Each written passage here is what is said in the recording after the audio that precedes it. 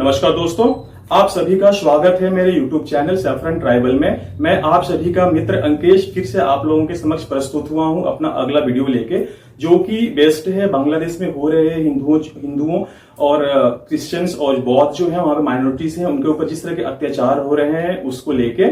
इसमें हम कुछ वीडियो और तस्वीरों से जानेंगे कि आखिर वहां पे जो हिंसा हो रही है वो कितनी ज्यादा है और वहां पे अत्याचार किस टाइप के हो रहे हैं। और हम जानेंगे कि आखिर जो लोग कश्मीर फाइल्स आई थी, एक मूवी आई थी कश्मीर फाइल्स, जहां पे कश्मीर में जो हिंदुओं को जिस तरह से वहां से भगाया गया था, जिस तरह से वहां पे जिहादियों के द्वारा और इस्लामिस्ट के द्वारा जिस तरह से वहां से सारा का सारा वैली खाली करा दिया गया था हिंदुओं से, और उसी प्रकार से जो बांग्लादेश में हिंदुओं के ऊपर अत्याचार हो रहे हैं उसको भी व्हाइट वॉश करने की कोशिश की गई थी। तो ये कौन लोग हैं और भारत की जो राजनीतिक पार्टियां हैं उनका इस पे क्या रिएक्शन आया है, ये सब हम जानेंगे इस वीडियो में। तो सबसे पहले हम जान जाते हैं कि ये कौन लोग हैं जो इसको व्हाइट वॉश करना चाहते थे। आप लोगों ने देखा होगा कि जब कश्मीर फाइल्स जब आई थी तो उस समय कुछ पत्रकार और कुछ बुद्धिजीवी और कुछ सोशल मीडिया के जो इन्फ्लुएंसर्स थे उन लोगों ने पूरी कोशिश की थी कि कश्मीर फाइल को झूठा बताया जाए। 1991 में जो भी अत्याचार हिंदुओं पे हुए थे, कश्मीरी हिंदुओं पे हुए थे, उसको झूठा बताया जाए। उसमें से मुख्यतः मैं नाम लेने में मुझे कोई शर्म नहीं है, मैं नाम लेना चाहता हूं। उस समय से पत्रकारों में सबसे ऊपर था रवीश पांडे, अजीत अंजुम, रोहिणी सिंह। उसके बाद से जो सोशल मीडिया पे थे वो थे आरफा। उसके बाद देख लीजिए तो मोहम्मद जुबैर, एक ट्विटर राठी। इस तरह के लोगों ने पूरी कोशिश की थी कि कश्मीर में जिस तरह के जेनोसाइड हुए थे और हिंदुओं को जिस तरह से भगाया गया था उसको पूरा का पूरा व्हाइट वॉश किया जाए। तो इनिशियली जो था उन लोगों ने पूरी कोशिश की थी कि बांग्लादेश में जो हिंदुओं पे अत्याचार हो रहे हैं उसको भी दबा दिया। तो शुक्रगुजार होना चाहिए सोशल मीडिया का, जिसकी वजह से, और सोशल मीडिया और कैमरा फोन्स का, जो कि सबके हाथों में फोन है, कैमरा है, और उन्होंने फोटो खींच के और सोशल मीडिया के थ्रू दुनिया के दूसरे पार्ट से, विभिन्न पार्ट्स में इसको फैलाया। और जिसकी वजह से जो भी वहां पे एट्रोसिटीज हुई हैं वहां पे हिंदुओं पे, क्रिश्चियंस पे और बौद्ध पे, वो सारी की सारी बाहर निकल के आई और लोगों ने उसको देखा। नहीं तो पूरी तैयारी थी कि इसको भी व्हाइट वॉश कर दिया जाए। तो और उसके बाद से जो पॉलिटिकल पार्टीज की हम बात कर लेते हैं, तो पॉलिटिकल पार्टीज में बीजेपी की तरफ से जो अपने फॉरेन मिनिस्टर हैं एस जयशंकर जी, उन्होंने पार्लियामेंट में एक बयान दिया था जो बांग्लादेश में जिस तरह की तख्ता पलट हुआ और जिस तरह से वहां पे माइनॉरिटीज, खास करके हिंदू, क्रिश्चियंस और बौद्ध पे जिस तरह से अत्याचार हुए उसको लेके। उसके बाद प्रधानमंत्री जी का एक ट्वीट भी आया था। उन्होंने ट्वीट किया था जो वहां पे एक जो अभी कार्यकारी प्रधानमंत्री जिनको नियुक्त किया गया है, मोहम्मद यूनुस, उनको उन्होंने प्रधानमंत्री जी ने बधाई दी है और उन्होंने कहा है कि वहां पे जो माइनॉरिटीज हैं उनकी मतलब सूद ली जाएगी और वहां पे जिस तरह की चीजें हुई हैं उसको ठीक किया जाएगा, वहां पे नॉर्मेलिटी काफी जल्दी आएगी।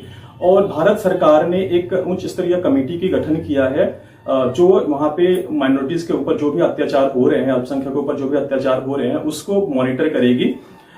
और उसके बाद से बात कर लेते हैं हम विपक्ष से। तो विपक्ष से किसी ने भी एक टिप्पणी तक नहीं करी है जो कश्मीर में हो रहा है उसको लेके, ना तो कांग्रेस से, ना टीडीपी से, ना टीएमसी से, ना आपका आरजेडी से, और ना ही इस तरह की जो भी विपक्षी पार्टियां हैं, खास करके शिवसेना से भी कोई रिएक्शन नहीं आया है, जो कि अपने आप को हिंदुओं की पार्टी कहती थी अभी तक, कुछ दिन पहले तक, उनसे भी कोई इस तरह के रिएक्शन नहीं आए हैं। तो ये तो नहीं पॉलिटिकल पार्टीज की। अब बात कर लेते हैं बॉलीवुड की। तो आप लोगों को पता होगी जो बॉलीवुड के कुछ नचनियां हैं, जो मान लीजिए कि जो इजराइल ने फ्लैशटाइन पे जब अटैक किया था तो इन लोगों ने सारे वर्ल्ड का, पूरे विश्व का आंखें जो है वो उस पे केंद्रित करना चाहते थे और उन्होंने एक कैंपेन चलाया था ऑल आइज ऑन राफा करके। और इसमें से जो मुख्य लोग थे उनमें से थे सोनम कपूर थी, वरुण धवन था, आलिया भट्ट थे, शाहरुख खान, आमिर खान, सलमान खान, ये सब के सब इसमें बढ़ चढ़ के हिस्सा ले रहे थे। और ये वही शाहरुख खान, आमिर खान, ये लोग जैसे लोग हैं जिन्होंने पाकिस्तान में फ्लड आया था तो करोड़ों रुपयों का दान दिया था, डोनेशन दिया था, बट हिंदुओं के लिए बांग्लादेश में जो भी हिंदुओं पर अत्याचार हो रहे हैं उस पर कोई भी आगे नहीं आया है, ना इनके मुंह से एक शब्द तक फूटा है। तो ये तो बात हो गई यहाँ की। अब हम बात कर लेते हैं कि आखिर वहां पे हुआ क्या है बांग्लादेश में। मैं पहले दो सेलिब्रिटीज का नाम लेना चाहूंगा। वहां पे एक बांग्लादेश के बहुत ही बड़े सिंगर हैं राहुल आनंद। राहुल आनंद के घर को आग लगा दिया गया है। पहले आप देख सकते हैं कि उनका घर कैसा है और आग लगने के बाद कैसा हुआ है। उनके पास लगभग 3000 म्यूजिकल इंस्ट्रूमेंट्स का एक कलेक्शन था, उनकी एक पूरी की पूरी म्यूजियम थी जिसमें आग लगा दिया गया। वो आप वीडियो में देख सकते हैं कि उसकी अभी स्थिति कैसी है। उसके बाद से आप सभी लोगों ने, अगर क्रिकेट में आप सभी को दिलचस्पी है और होगी, मुझे पता है कि इंडिया में क्रिकेट एक क्रेज है, तो बांग्लादेश क्रिकेट टीम में एक प्लेयर हुआ करते थे लिटन दास, हुआ क्या करते थे, अभी भी हैं, उनका नाम है लिटन दास। तो उनके घर को भी आग लगा दिया गया है, उन्होंने अपने बांग्लादेश की टीम में प्ले करते थे। तो आप देख सकते हैं कि इतनी बड़ी सेलिब्रिटीज जो थी उनके घरों तक को नहीं छोड़ा गया था। और ये आप जान सकते हैं कि जहां पे ये लोग रहते थे वो हाई सिक्योरिटी जोन होगा, उस जोन में भी रहने वाले लोगों को नहीं बख्शा गया है। तो आप समझ सकते हैं कि आखिर वहां पे जो लेमैन है, जो नॉर्मल लोगों हैं, उनके ऊपर किस तरह की एट्रोसिटीज हुई होंगी, किस तरह के अत्याचार हुए होंगे। उसके बाद से एक वीडियो आई थी एक फैमिली की, एक रूम है उसमें, उसको लॉक किया गया है अंदर से, उसमें एक महिला जो है बेड पे पड़ी हुई है, पता नहीं कि वो अनकॉन्शियस है या उनकी डेथ हो गई है। एक बुजुर्ग आदमी है जो कि चिल्ला रहा, आप वीडियोस में भी देख पा रहे होंगे, बेचारा उसको पूरी बॉडी पे उसको खून लगा हुआ है, पता नहीं उसको क्या हुआ है, वो चिल्ला रहा है और काफी पीड़ा में दिख रहा है। उसके बाद से एक लेडी का भी वहां इस वीडियो में देख सकते हैं, लेडी भी काफी चिल्ला रही है, लेकिन उनके हेल्प के लिए कोई नहीं आ रहा है। तो ये स्थिति तो एक नॉर्मल फैमिली की है।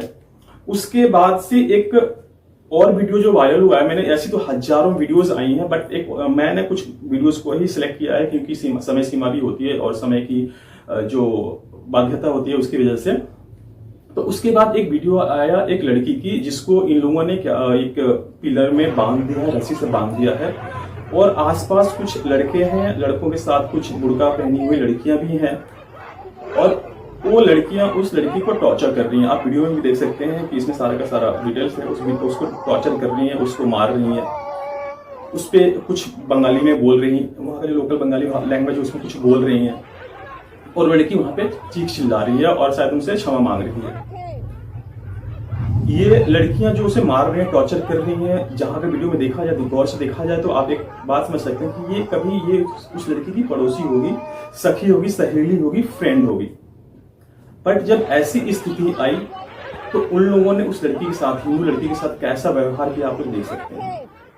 5 मीटर की बुर्के में एक लड़की देख रही है, बाकी सारी लड़कियां देख रही हैं, वो किस तरह से उस लड़की को टॉर्चर कर रही है। अगर आप कुछ पीढ़ी जाएंगे, कुछ पीढ़ी 10-12 पीढ़ी या 200 साल पीछे जाएंगे मुगलों काल में, तो जो लड़की उस लड़की को टॉर्चर कर रही है, इनका भी, इनके परिवार वालों का भी वही हाल हुआ होगा। मुगलों ने ऐसे इनकी परिवार वालों को टॉर्चर किया होगा, और टॉर्चर ना सहने के कारण उस कारण ही इन लोगों ने कन्वर्ट किया होगा। कन्वर्ट होने के बाद आखिर इनके अंदर ऐसी क्या बात आ गई जो इन लोगों को, ये लड़कियां अपनी जैसी लड़कियां अपनी सहेली की वो इस तरह से टॉर्चर कर रही हैं। खास करके अब मेरे दिमाग में ये बात आता है कि क्या उनको अपना इतिहास भी पता है, जो लड़कियां उस लड़की को टॉर्चर कर रही हैं, क्या उनको इतिहास पता है कि उनके परिवार वालों के साथ भी ऐसा ही हुआ होगा, हो सकता है, या उन्हें ये जानबूझ के पढ़ाया नहीं गया, बताया नहीं गया। तो ये तो बात हो गई दूसरी पिक्चर की। अब तीसरी पिक्चर में देखेंगे कि एक मंदिर के पुजारी हैं या हिंदू वहां के देखरेख करने वाले हैं या गांव वाले हैं, वो एक मंदिर से भगवान का विग्रह है, भगवान की जो मूर्ति है, उसको वो लेके छुपा के भाग रहे हैं। तो आप सोच सकते हैं कि इस मानवी भीड़ ने, इस इस्लामिस्ट ने उस वहां पे मंदिरों का और हिंदुओं का क्या हाल किया होगा कि एक भगवान की मूर्ति को, भगवान के विग्रह को भी इस तरह से लेके जाना पड़ रहा है। वीडियो में भी देख सकते हैं। उसके बाद से एक वीडियो आया इस्कॉन टेम्पल का। ढाका में एक इस्कॉन टेम्पल है। इस्कॉन टेम्पल जहां भी होता है वो सिक्योरिटी जोन में होता है, काफी बड़ा होता है, और उसकी सिक्योरिटी खास तौर से की जाती है। इस इस्कॉन टेम्पल ने पीछे जब रोजा चल रहे थे तो उन्होंने सभी को, आसपास के जितने भी मुस्लिम्स हैं, उनको उन्होंने इफ्तार के लिए वहां पे पार्टी दी थी और इफ्तार दी थी। कोरोना काल में इस मंदिर ने उन लोगों को, हजारों लोगों को वहां से खाना सर्व किया था, खाना खिलाया था, जो इस तरह से मजबूर लोग थे, जो गरीब लोग थे, जो लाचार लोग थे। आप वीडियोस में भी देख सकते हैं, इस पिक्चर्स में भी देख सकते हैं आप। पहले जब वो इफ्तारी की पार्टी हुई थी वहां पे, जब उन्होंने खाना खिलाया था, और बाद में जो आग लगाई थी, मंदिर का क्या हाल कर रखा है। वीडियो में भी आप लोग देख सकते हैं कि कुछ उपद्रवी मंदिर को क्यों कैसे करके जला रहे हैं और क्या कर रहे हैं वहां पे। तो ये तो वही कुछ क्लिप्स और कुछ वीडियोस मैंने आप लोगों के सामने रखी। अभी जिक्र करना चाहता हूं मैं कि आखिर इंडिया में ऐसे कौन से लोग हैं जो इस तरह की स्थिति उत्पन्न करना चाहते हैं, और इस पे उन्होंने खुल के अपनी इच्छा को जाहिर किया है, व्यक्त किया है। तो सबसे पहले थे सलमान खुर्शीद, कांग्रेस के जमाने में वो फॉरेन मिनिस्टर, लॉ मिनिस्टर शायद हुआ करते थे, अगर मैं गलत नहीं हूं, या फॉरेन मिनिस्टर हुआ करते थे, अभी मुझे स्पष्ट नहीं है। उन्होंने खुल का एक सपोर्ट किया था और एक वीडियो उनकी आई थी, आप लोगों ने देखा भी होगा। उसके बाद से एक मणिशंकर अय्यर हैं, कांग्रेस के ही लीडर ही हैं अभी, उन्होंने खुल के ऐसी अपनी इच्छा जाहिर की है कि इंडिया में भी ऐसा कुछ हो।